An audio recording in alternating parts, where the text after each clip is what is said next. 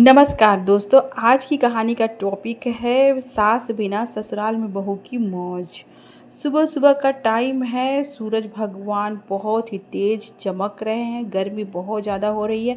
गांव में पानी का एक बूंद नहीं है। तभी अचानक टैंकर आता है तो सभी लोग पानी लेने के लिए पहुंच जाते। स्वाति भी जाती है पानी लेने के लिए। वो घड़ा बाल्टी ड्रम भर कर छोड़ आती है क्योंकि उससे नहीं आ पा रहा था। वो एक घड़ा का पानी लेकर के घर आती है और अपनी बीना बुआ से बोलती है कि बुआ, पानी का बहुत ज़्यादा किल्लत हो रहा है, हम ड्रम और बाल्टी भर कर वहाँ छोड़ दिए हैं, जल्दी चलो लेकर आते हैं। तो बुआ बोलती है कि नहीं, हम नहीं जाएंगे पानी लेने के लिए। तो स्वाति कहती है केवल तू बैठ बैठ के ठूसो और कुछ काम मत करो। इतना कह के स्वाति गुस्से में जाने लगती है। तभी उसकी मम्मी आती है, बोलती है चलो बेटा, मैं पानी लेकर के आती हूँ। स्वाति की बुआ बीना बुआ स्वाति के साथ ही रहती थी और उसके पति नहीं थे, यानी कि फूफा जी। एक बेटा था जो बिना काम का निकम्मा, जो कुछ भी काम नहीं करता था और स्वाति के हिस्से का खाना भी खा लेता था। घर में आने के बाद कांता सभी के लिए खाना बनाती हैं। सभी लोग खाने पे बैठ जाते हैं। तभी बीना बुआ बोलती है कि भाभी ये क्या बनाई हो तुम, रोटी और आलू टमाटर की सब्जी। आलू टमाटर की सब्जी कौन खाता है। तो बुआ बोलती है बैठे बैठे ठूसना है, अपने ससुराल तो जाना नहीं है और ऊपर से नाटक करना है, जो है चुपचाप खाओ। बुआ बोलती है कि ये कोई खाने की चीज़ है भैया, कभी कुछ अच्छा सा बनवा लिया करो, आलू मटर की सब्ज़ी, आलू पनीर की सब्ज़ी। स्वाति बोलती है बुआ चल उठ, उठ यहाँ से, उठ और भाग जा इस घर से। धक्के मार के बाहर निकालती है तो बुआ हाथ जोड़कर माफ़ी मांगती है, बोलती है स्वाति मुझे घर से बाहर मत निकालो। तभी उस स्वाति की मम्मी स्वाति को हिलाती है और बोलती है बेटा ठंडा हो रहा है, खाना खा लो। स्वाति सपने में देख रही थी कि बुआ को घर से बाहर कर दी है। स्वाति बर्तन धोती है, सभी लोग खाना खाते हैं और फिर सो जाते हैं। गर्मी बहुत ज़्यादा थी। एक पंखा था, पंखे के नीचे बीना बुआ और उसका बेटा। अगले दिन बीना बुआ बोलती है कि भाभी मेरे लिए सत्तू का शरबत बना दो। तभी बुआ शरबत पीती है। पंडित जी आते हैं और एक लंगड़े लड़के का फ़ोटो लेकर के बीना बुआ खुश हो जाती हैं और बोलती है कि अब मैं इसी लंगड़े लड़के के साथ स्वाति का शादी करवाऊंगी, देखती हूँ मुझे कौन रोकता है, भैया मेरी बात नहीं टालेंगे। वो खुश हो जाती है और भाग कर आती है, अपनी भाभी को दिखाती है कि भाभी ये देखिए लड़के का फ़ोटो, लड़का थोड़ा सा लंगड़ा है। तभी भाई भी काम से घर आ जाता है। भाई बोलता है कि बहन, मैं अपनी स्वाति के लिए लंगड़ा लड़का नहीं पसंद करूँगा, मुझे अपनी बेटी बोझ नहीं है, मैं अपनी बेटी का शादी बहुत अच्छे घर करूँगा। बुआ का तो प्लानिंग था कि जल्दी से स्वाति को घर से बाहर किया जाए और उसके बाद मस्ती में रहेंगे अपने भैया के घर पे। लेकिन भैया और भाभी उस लंगड़े लड़के के साथ अपनी बेटी का रिश्ता करना मना कर देते हैं और बुआ दूसरा दिमाग लगाती है कि ये प्लान तो मेरा फेल हो गया, लेकिन मैं चुप नहीं बैठूंगी। महेश बोलता है कि बहन तुम मेरी बेटी का चिंता मत करो, मैं अपनी बेटी के लिए अच्छा रिश्ता ढूंढ लूँगा। तो बुआ बोलती है हाँ भैया, खाने का पता नहीं है, कहाँ से रिश्ता ढूंढोगे। तभी आइसक्रीम वाला आ जाता है तो राहुल बोलता है कि मामा जी मुझे 10 रुपया दीजिए, मैं आइसक्रीम लेकर के आता हूँ। तो मामा जी बोलते हैं कि नहीं बेटा, 10 रुपया शाम की सब्जी के लिए काम आएगा, मैं तुम्हें नहीं दूँगा। तो राहुल बोलता है कि मामा जी मुझे 10 नहीं 20 रुपया दीजिए, मैं आइसक्रीम 2 लाऊंगा, एक अपने लिए और एक मम्मी के लिए, आप कैसे मामा हैं। कहकर उनके जेबे में से 20 रुपया निकाल लेता है राहुल और भाग कर जाता है। आइसक्रीम 2 लेकर के आता है, एक अपनी मम्मी को देता है और एक खुद खाने लगता है। वहीं पे स्वाति खड़ी थी लेकिन स्वाति को नहीं देता है। स्वाति अपने मन में सोचती है पता नहीं वो शुभ दिन कब आएगा कि बुआ और राहुल इस घर से बाहर जाएंगे। दोनों लोग तो अपना घर छोड़कर मेरे घर पे आ गए हैं और मेरा हक हिस्सा मार रहे हैं। राहुल को तो बस मेरे खाने पे नज़र गड़ाए रहेगा। तभी वहाँ पे कांता बोलती है अपने पति महेश से कि सुनिए जी, अब बहुत हो गया, आप उस राहुल को अपने साथ काम पे लेकर के जाइए, इतना बड़ा हो गया है, जानवर की तरह घर में पड़ा रहता है, ये काम नहीं करता है, कुछ काम धंधा करेगा आपके साथ तो 2-4 पैसे घर में आएंगे। स्वाति खुश हो जाती है किसी तरह ये जाए काम पे। तो कांता बोलती है कि बेटा देख, तुम्हारी बुआ बहुत दिमाग लगा रही थी तुम्हारा शादी लंगड़ा लड़का से करने के लिए, लेकिन तेरी बुआ का चाल मैं समझ गई हूँ, मैं तुम्हारी बुआ के कहने पे मैं तुम्हारा शादी नहीं करूँगी। करूँगी। जहाँ पे जो लड़का मुझे पसंद आएगा मैं उसी लड़के से तुम्हारी शादी करूँगी। लाख करने दो नौटंकी बुआ को। और राहुल जाएगा काम पे। तभी स्वाति की फ्रेंड आती है घर के बाहर। वो फ़ोन कर पे बात करती है स्वाति से। रीमा बोलती है कि स्वाति बहुत दिन हो गया, चलो वाटर पार्क घूम कर आते हैं। स्वाति मना कर देती है, कहती है कि नहीं, मैं वाटर पार्क में नहीं जाऊंगी, मुझे बहुत डर लगता है। लेकिन स्वाति फ़ोन पे तो मना कर देती है, लेकिन अंदर से बहुत उदास हो जाती है, क्योंकि उसका भी मन करता है अपने दोस्तों के साथ घूमना, वाटर पार्क जाना, खाना पीना, मस्ती करना। लेकिन घर में गरीबी की वजह से वो अपने मन को मार देती है। तभी बुआ आवाज़ लगाती है, स्वाति स्वाति कहाँ हो, आओ अंदर और खाना दो। तभी स्वाति आती है, सभी को खाना परोस कर खिलाती है। स्वाति की दूसरी फ्रेंड जिया आती है, जिसका शादी हो गया था। उसकी सास बहुत बदमाश थी, जिया को बहुत पीटती थी। उसके शरीर पे बहुत ढेर सारा निशान था। निशान देखकर स्वाति बोलती है, क्या हुआ, तुम्हारे शरीर पे इतना निशान क्यों है? जिया बोलती है, मेरी सास मुझे बहुत बेकार मिली है, हर दिन मुझे मारते पीटते रहती है। पता नहीं कैसे सबकी सास मिलती है इतनी अच्छी, लेकिन मेरी सास बहुत बुरी है। स्वाति बोलती है, मत रो, मैं देखती हूँ। वो घर आती है, अपनी मम्मी को सारा बात बताती है। मम्मी, मैं शादी नहीं करूँगी, क्योंकि शादी के बाद सास बहुत बदमाश होती है। तो कांता बोलती है कि बेटा ऐसा नहीं होता है, हर लड़की को शादी करके ससुराल जाना होता है और ससुराल के रिश्ते निभाने होते हैं। ये लो नींबू पानी पी लो। तभी राहुल आकर बोलता है, मामी मामी स्वाति नहीं पिएगी, हमको दे दो, हम पी लेते हैं। राहुल घटाक से नींबू पानी पूरा एक ही बार में ख़त्म कर देता है। स्वाति बोलती है अपनी मम्मी को, देख लो मम्मी, मेरे हिस्से का केवल खाने के पीछे पड़ा रहता है। एक बार मैं हाँ बोलूँ या ना बोलूँ, वो छीन कर फट से खा लेता है। मुझे पढ़ने का इतना मन है, लेकिन पापा मेरी पढ़ाई पूरी नहीं करवा रहे हैं, पैसे कम है, घर खर्च में ज़्यादा पैसे लग जा रहे हैं। मम्मी तुम ही बताओ मैं क्या करूं? तो कांता महेश से बात करती है कि राहुल को लेके जाइए काम पे। मैंने उस दिन बोला था आपको, आप क्यों नहीं ले गए? राहुल जाता है, दिन भर काम करता है, घर आकर लगता है नाटक दिखाने। मम्मी मैं काम पे नहीं जाऊंगा, सारा दिन मामा मुझसे भारी भारी काम करवा रहे थे, मेरे हाथ में छाले पड़ गए। तो मामी बोलती है कि अरे राहुल बेटा, आज पहला दिन था, आदत नहीं है ना, रोज़ रोज़ काम करोगे तो आदत हो जाएगी। तभी महेश बोलता है कि बहन, अगर 2-4 पैसे राहुल कमाएगा तो तुमको ही फ़ायदा होगा, तुम्हारे हाथ में 2-4 पैसे आ जाएंगे खर्च करने के लिए। कांता बोलती है, हाँ भैया, पैसे तो मेरे ही हाथ में आएंगे, मैं 1 रुपया किसी को दूंगी थोड़े ना, लेकिन मैं अपने बेटे से काम नहीं कराऊंगी। मेरा बेटा अभी बहुत छोटा है, वो धूप में जाकर इतना काम नहीं करेगा। भैया आपको शर्म नहीं आती, इतने छोटे लड़के से काम करवाते हो? हम दोनों माँ बेटा बोझ हो गए हैं क्या तुम्हारे ऊपर? स्वाति बोलती है कि पिताजी आप ना बुआ की बात मत मानिए और राहुल को काम पे लेके जाइए। बुआ दिमाग लगाती है और पंडित के पास जाकर के स्वाति के रिश्ते के लिए पूछती है, पंडित जी कोई बेकार रिश्ता है तो बताइए। पंडित जी बोलते हैं, हाँ बेटा, एक घर है जिसमें 10 मर्द हैं, उसी में एक लड़का है शादी के लिए। वो घर बहुत अच्छा है, लेकिन अमीर है, लेकिन उस घर में कोई औरत नहीं है, कोई सास नहीं है, उसी घर में तुम स्वाति का रिश्ता करा दो। बुआ बहुत खुश हो जाती है कि चलो अच्छा है, भला टला, 10 मर्द हैं उस घर में, स्वाति जाएगी, दिमाग ख़राब हो जाएगा, सारा दिन काम करेगी, परेशान रहेगी, ये घर सबसे अच्छा है। बुआ मन में खुश हो जाती है और सोचती है कि मैं इस रिश्ते को हाथ से जाने नहीं दूंगी। भैया और भाभी को मैं फंसा कर और इस स्वाति का रिश्ता इस बड़े घर में करवा के रहूँगी, ताकि स्वाति इस घर से निकल जाए और हम माँ बेटा का आराम से रहना खाना इस घर में सेट हो जाए। स्वाति घर में नहीं थी, तभी उसकी बुआ आती है और अपने भैया भाभी को सारी बात बताती है। तो भाभी के दिमाग में आता है कि नहीं, मैं इस ननद पे विश्वास बिल्कुल भी नहीं करूँगी, मैं पहले लड़कों वालों से मिल लूँगी, बातचीत करूँगी, उसके बाद हाँ बोलूँगी। वो अपने पति से बोलती है कि आप पहले बोल दीजिए कि मैं लड़का वाला से मिल लूँगा, उसके बाद रिश्ते के लिए हाँ करूँगा। कांता के कहने पर बिना लड़कों वालों को बुलाती है और लड़का में कोई नहीं आता, लड़का के साइड से कोई नहीं आता, बस बाप बेटा आते हैं। वो दोनों स्वाति को देखते हैं और पसंद कर लेते हैं। तो महेश बोलता है कि भाई आपके घर में और कोई नहीं आया लड़की देखने? तो राज के पिता बोलते हैं कि नहीं, मैं आ गया तो समझिए सबको लड़की पसंद है, आप लोग 1 रुपये का भी खर्चा मत करिए, मुझे लड़की बहुत पसंद है, मैं अपने खर्चे पे अपने बेटे का शादी करूँगा।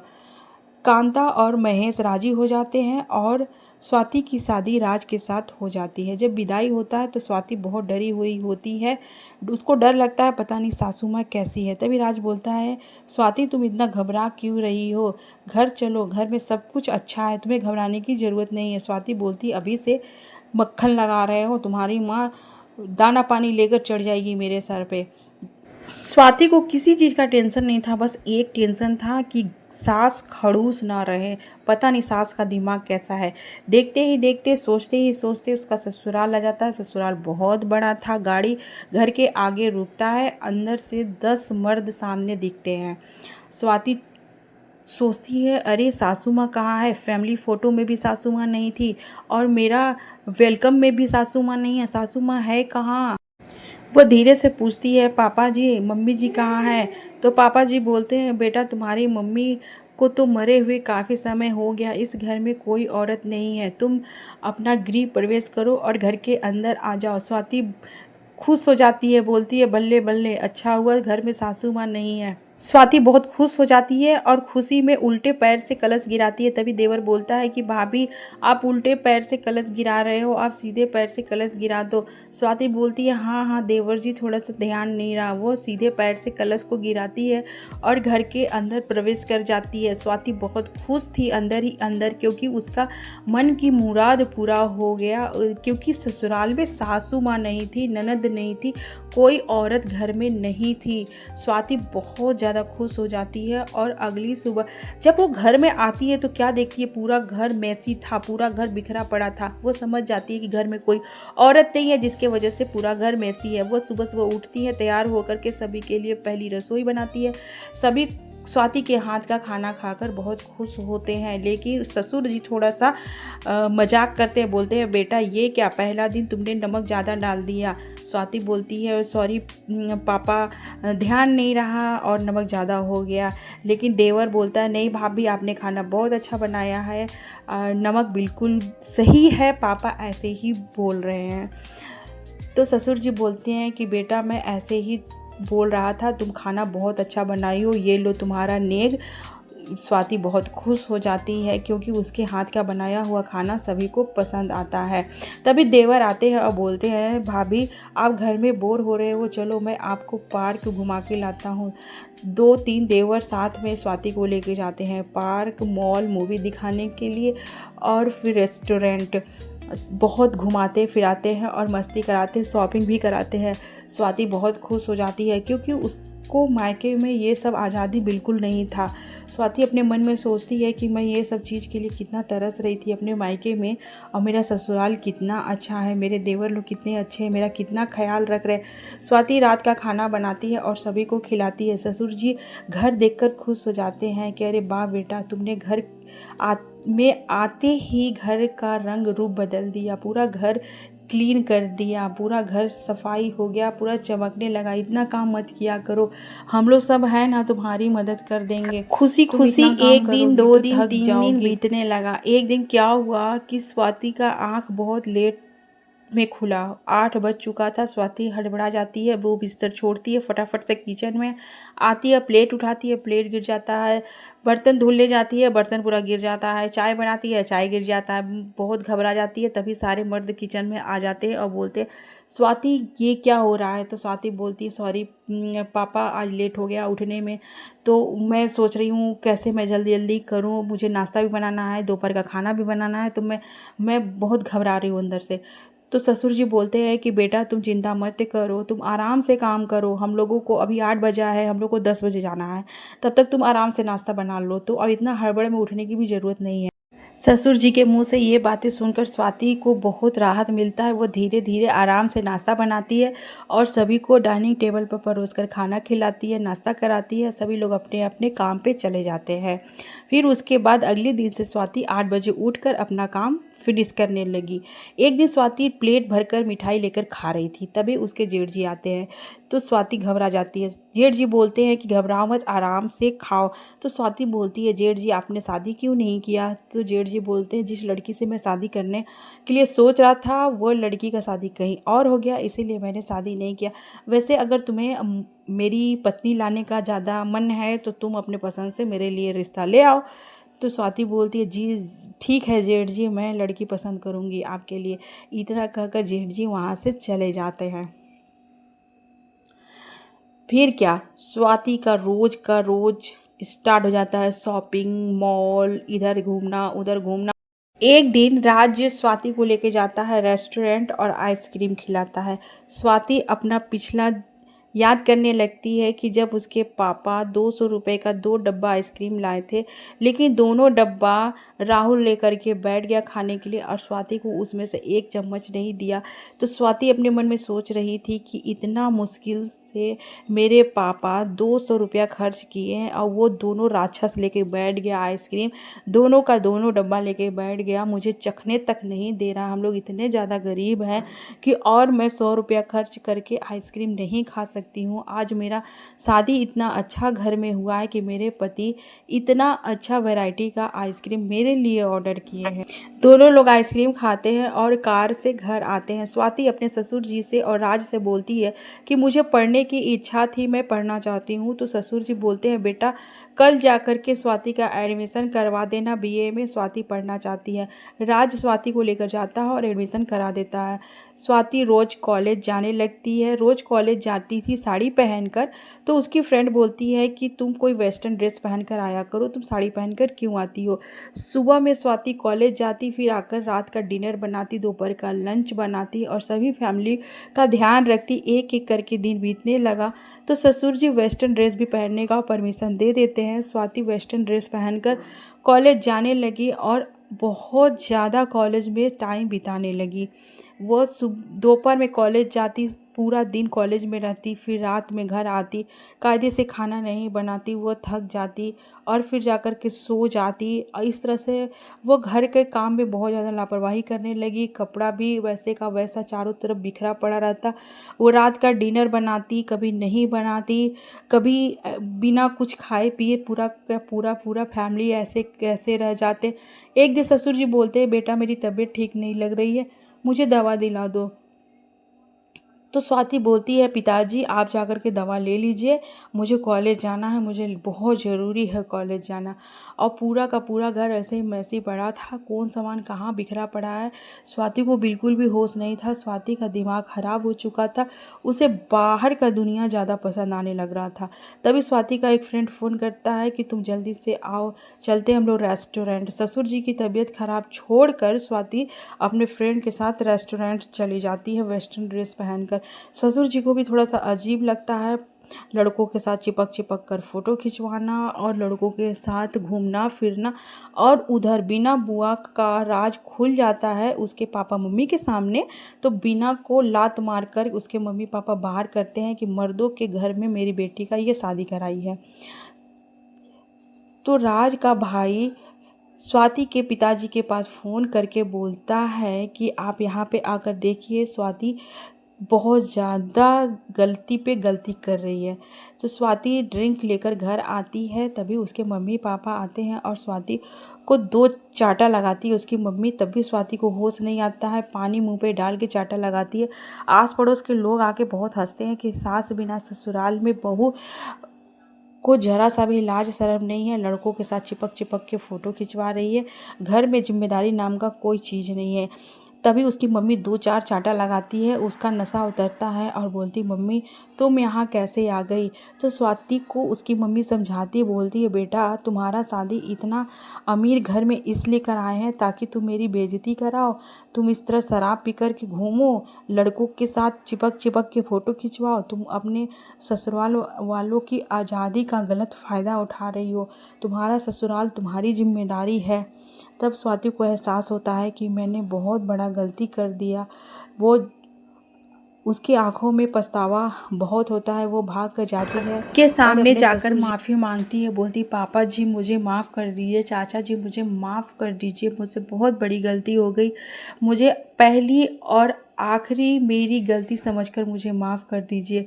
स्वाति जब इस तरह से माफ़ी मांगती है तो पूरे घर वाले उसे माफ़ कर देते हैं और फिर स्वाति अगले दिन से अपना संस्कारी बहू बन जाती है। झाड़ू लगाती, पोछा लगाती, नाश्ता बनाती, खाना बनाती और पूरे परिवार का बहुत अच्छे से ख्याल रखती है, क्योंकि उसने गलती करके सीख लिया था कि ससुराल ही उसका अपना घर है। उसके ससुर जी, चाचा ससुर और देवर सभी लोग माफ़ कर देते हैं। क्या क्या आप भी बिना सास वाले ससुराल में जाना चाहती हैं? अगर जाना चाहती हैं तो कमेंट में ज़रूर से ज़रूर लिखें।